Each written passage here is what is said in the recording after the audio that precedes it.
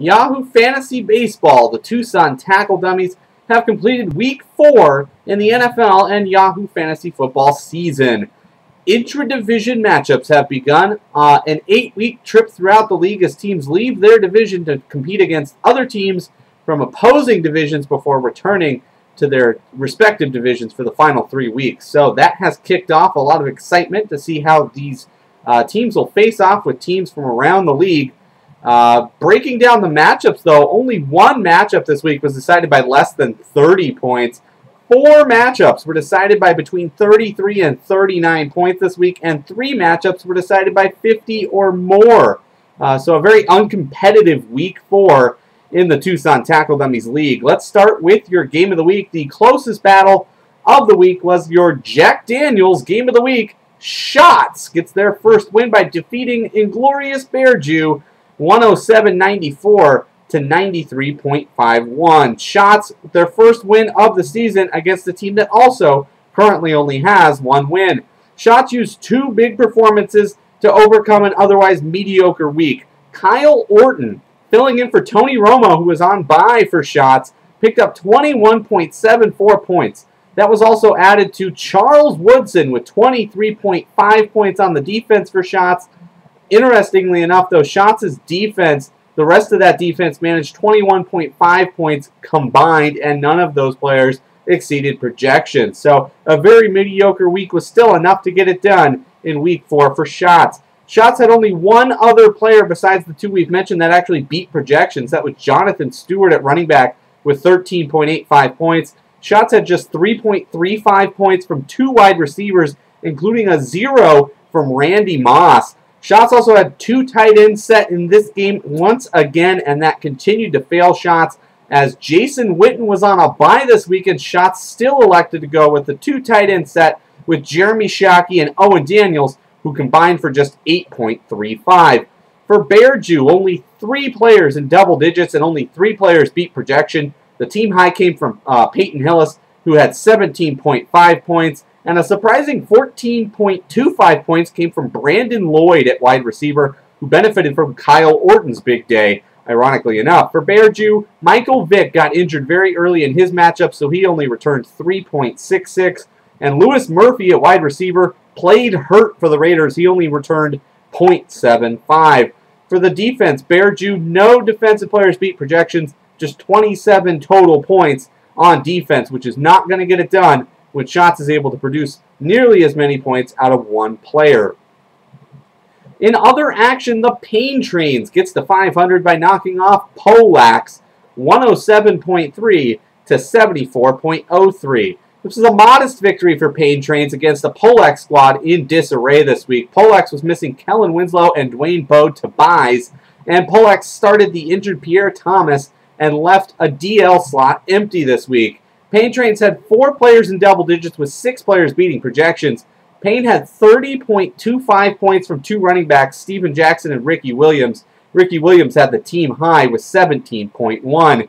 Pain had a very disappointing performance at quarterback, though, with Eli Manning, 3.6 this week. Mike Sims-Walker, once again a non-factor, with 0 points in a Jaguars victory over the Colts.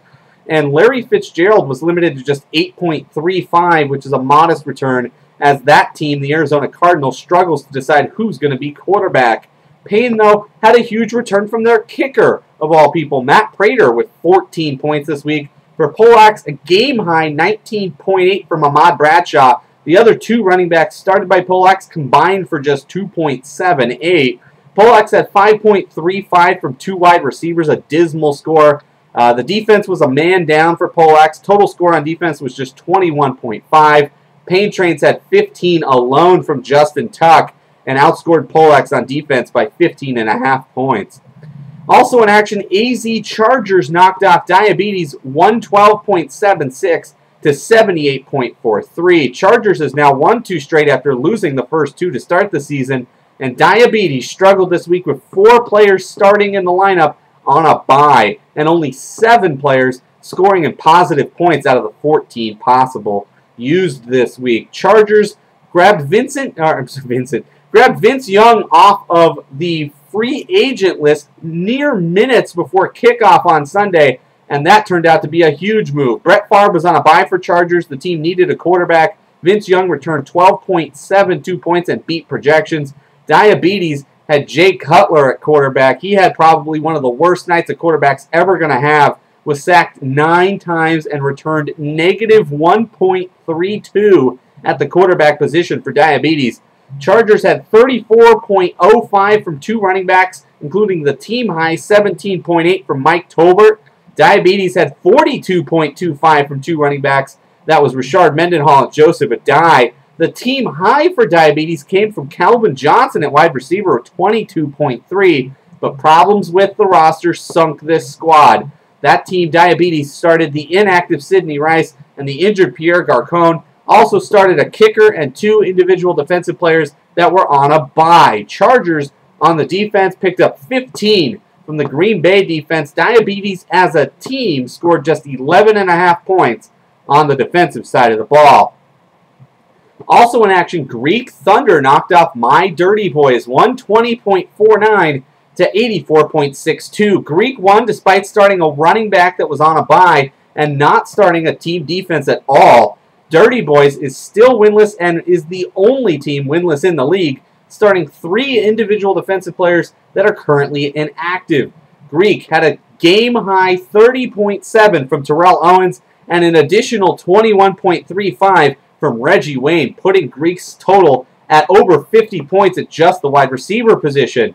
Dirty had a very disappointing day at wide receiver, with just 7.75 from 2 wide receivers, including Brandon Marshall, who had 7.25 of that 7.75. Greek's offense continues to succeed with the 2 tight end set. 21.2 points from Vernon Davis and Jermichael Finley this week. Greek, though, only 8 points at running back, started Thomas Jones on a bye. The defense in this battle, though, was ugly on both sides of the ball, both sides of the field, I should say. An ugly battle won by Dirty Boys, 18-15. Dirty started 3 inactive individual defensive players, but got 16 points from the San Francisco defense. The rest of the defense combined for just 2 points.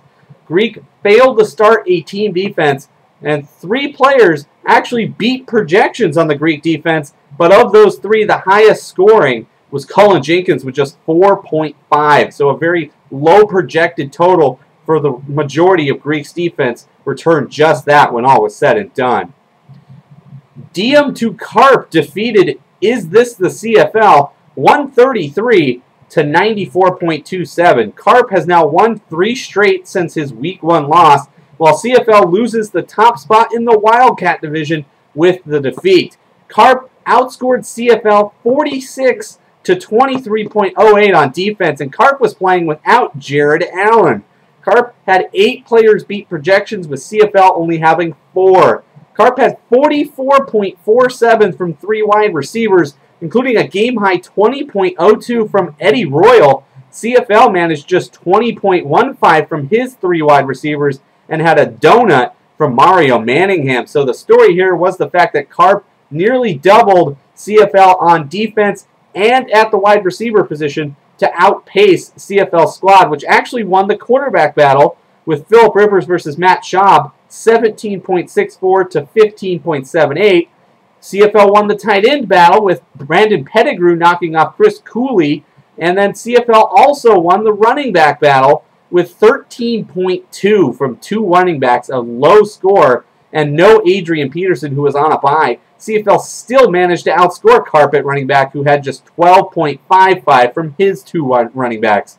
Carp, though, dominated defense, had a -1 from the Indianapolis defense, but had Patrick Chung for 19, DJ Williams for 11, and James Hall for 10. CFL managed just 23.08 total on defense. 5 of the 6 players fell below projections, and CFL started the injured Marcus Stroud. Also in action, Free Roethlisberger knocked off Herbie TG 120.62 to 68.34. Herbie with the lowest score of any competing team this week. Roethlisberger wins despite no starts, not having available Miles Austin, Percy Harvin, Jamal Charles, and Felix Jones. All 4 of those players were on a bye this week, and Roethlisberger still managed to score 120 points. Roethlisberger won offense with just 2 offensive players beating projections. That's partly because Herbie only had 1 beat projection.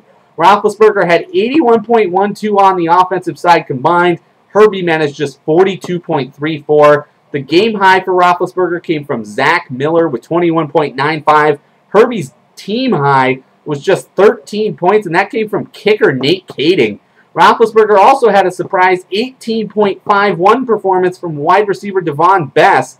Herbie had 9.32 total from 3 wide receivers. Hines Ward, Knox, and Hester from the Bears all projected much higher than what Herbie was able to return at the wide receiver position. Herbie had just 7.55 from Chris Johnson and Tim Hightower combined as well. A very disappointing performance. And also didn't have Marion Barber, who was also on a bye. Roethlisberger had 17 points on defense from Curtis Lofton and an additional 11.5 from Haloti Ngata. Herbie had just 10.5 from Terrell Thomas, but had the Dallas defense on a bye, the Tampa defense on a bye, went ahead and started the Tampa defense despite being on a bye, also had a defensive lineman on a bye, and the total defensive score there, just 26 points. In one of the biggest blowouts in league history, Delicious Pancakes knocked off Jammed Toe 181.04 to 101.8. For Toe, it was their first loss of the season. For Pancakes, this takes the Wildcat Division lead with this win, and this was the highest score in league history. The previous record was actually held by Toe last season with a 179.18 performance last year, but Pancakes eclipses that. 7 offensive players beat projections. The only player not to was Mark Clayton on the offense, and he scored 9.05 this week. That was the lowest score on offense for Pancake by any of the 8 players started. A game-high 28.25 from LaDainian Tomlinson and 28.15 from Antonio Gates. Maurice Jones-Drew finally found the end zone for Pancakes. That came home with a 24.6 for MJD. Toe, with only 4 players in double digits and only 2 on offense beating projections.